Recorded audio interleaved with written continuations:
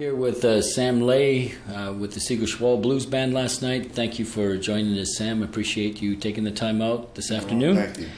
I'd like to ask you, Sam, what do you feel is different in playing, say, in the 60s and the 70s as opposed to playing today? I feel the music, the 60s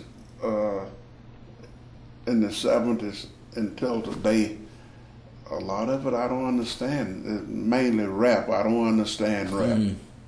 I don't understand what it's all about. But I'm from the old school. I just like this straight Delta blues, and I love country and bluegrass music. I'm also a lover of country and bluegrass and music such like the 1950 rock and roll stuff. Right. But the difference is just, I really couldn't explain it. It just changed so much. You know? It's a big difference. I couldn't say why. But Well, you've been inducted into the Blues Hall of Fame and the Jazz Hall of Fame. What would you say, which one of those would describe you best as a drummer, let's say?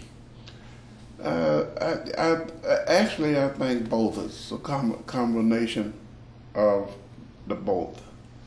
Combination of both styles. Yes. What led you to the blues, Sam? The blues itself, actually.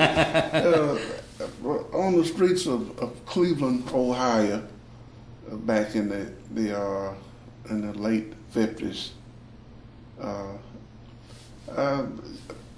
just out somewhere on a Saturday when I wasn't working. I was working for a steel plant, but on the weekend I had off. And little places, little neighborhood places had a harmonica, a guitar, and drums. That was a whole band. And I heard this stuff, and it just, I've always had somewhat of a liking for it, but I think then it just really clicked in. It really clicked in. Just, hanging around the wine joints. We had most of the wine joints in Cleveland. And it kind of took off from there. Yeah.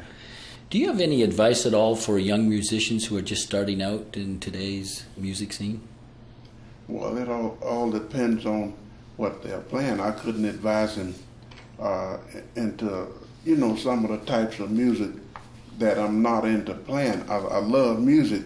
Again, I said about rap, I just don't understand it. But if I could advise them if they're going into traditional and Delta blues, I could give them a little advice. It all depends. You've played with many legends over the years. You were mentioning some to me last night. Why don't you just tell me about some of the people you've played with over the past few years? The one person that I've stayed with the longest was Howlin' Wolf. I was with him 6 or 7 years straight through. I played with Lil Walter, Hound Dog Taylor.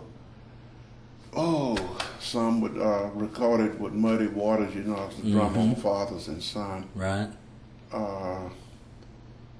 John Lee Hooker, Lightning Hopkins. I think it might be easier for me to name the ones that I didn't. And of course, Bob Dylan gave you a great tribute. I was the drummer on a recording of Highway 61. That's beautiful.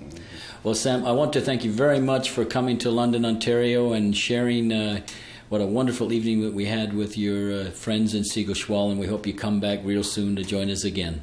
And I think we was the one that had the ball last night. We're glad y'all appreciate us having the ball there, but it was fun. It was a lot of fun. Great. Well, thank you very much, Sam. I appreciate it. Welcome. Take care. Very well.